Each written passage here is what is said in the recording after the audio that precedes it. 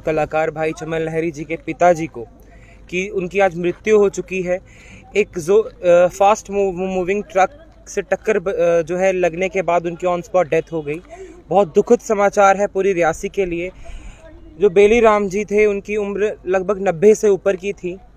पर प्रश्न किस पर उठता है? प्रश्न उठता है आरटीओ रियासी पर और एआरटीओ रियासी पर। क्यों ये जो ट्रक चल रहे हैं, बजरी रेते के जो ट्रक चल रहे हैं पूरी रियासी में, इनके ऊपर जो स्ट्रिक्टनेस कब आएगी? इनकी जो स्पीड है उस पर लगाम कैसे आएगी? सवाल है एआरटीओ रियासी और आरटीओ रियासी पर। साहब कब जागेंगे आप? आज एक की मृत्यु हुई है, कल 10 की होगी, परसों 100 की होगी। रियासी में जितने ट्रक जो है चल रहे हैं, इतनी स्पीड में वो चलते हैं, उसका जो एक नमूना आज हमारे सामने आ गया है। हमारे घर के बेली राम जी आज हमारे बीच नहीं रहे हैं। बहुत दुखद समाचार है। हमारी सांत्वना हमारे बड़े भाई चमन लहरी जी के साथ है। फिर एक प्रश्न है एआरटीओ और आरटीओ रियासी के ऊपर कि आप कब जागेंगे? अपना काम कर रही है प्रशासन, अपना काम कर रहा है, पर प्रशासन का एक जो संभाग है जो इस चीज़ को देखता है वो अपना काम नहीं कर रहा। वो है आरटीओ रियासी साहब और एआरटीओ रियासी। आप जागिए और अपना कार्य समझिए।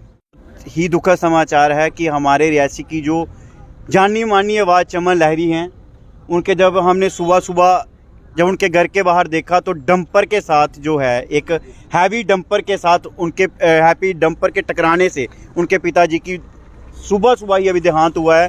इस पे हम अफसोस जताते हैं। पहले चमन लहरी जी को आज सुबह ही कुछ ऐसा सुनना पड़ा जो कि बहुत ही, मैं कह रहा हूँ, मुश्किल है उनके लिए। बहुत कैसे वो सह पाएंगे इतना बड़ा झटका, क्योंकि पिता के बिना बेटा अधूरा होता है।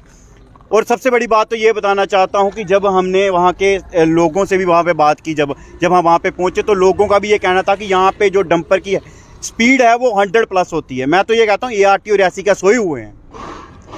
क्या उनकी आंखें खुलती नहीं है जहाँ वो लोगों के दुख दर्द को समझना नहीं चाहते हैं?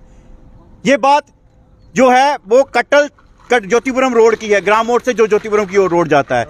100+ की स्पीड में वहाँ से डंपर चलते हैं, जो कि हैवी व्हीकल्स हैं जिन पे रेता बजरी लदा हुआ होता है, और उसके बाद वो 100 की स्पीड में चलते हैं। उनको रोकने वाला, उनको पूछने वाला, मांगने वाला क्या कोई नहीं बचा है।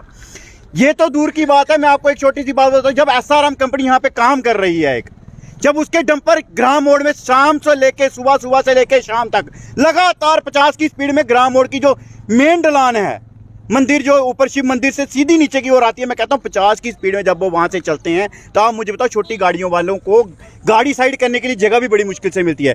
मैं तो कहता हूँ कि ये आरटीओ रियासी को अपनी नींद खोलकर ऐसे डंपरों को दिन दिहाड़े सीज करना चाहिए। और रात को जो वो माइनिंग करते हैं, जब कोई रात को शाम को 7:30-8 बजे के बाद अपना काम काज खत्म करके जब जाने की बात करता है घर पे, तो मेरे ख्याल से वहाँ से 10-20 डंपर एक साथ इकट्ठे और ऐसे चलते हैं जैसे रेस लगाई होती है। दिन में तो ये देखेंगे, लेकिन रात को कौन देखेगा उनको?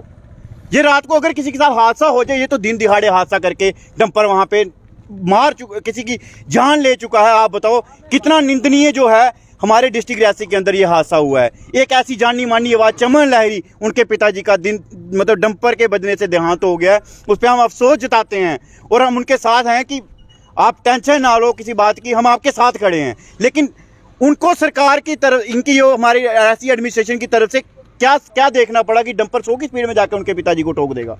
अभी वो घर से बाहर रोड पे भी नहीं आ सकते। क्या छोटे छोटे बच्चे अगर रोड पे कहीं सामान लेने भेजा हो किसी ने, तो वो कैसे अपने बच्चों को वापस ये सोच पाएंगे कि हमारे बच्चे वापस आ पाएंगे? इस पे सख्त कार्रवाई होनी चाहिए। मैं मीडिया के माध्यम से बताना चाहता हूं कि इस पे सख्त कार्रवाई होनी चाहिए। आरटीओ रियासी प्लीज अपनी नींद खोलें और इन डंपरों को दिन दिहाड़े जो है रिवर्स स्पीड में चलते हैं, इनको सीज किया जाए।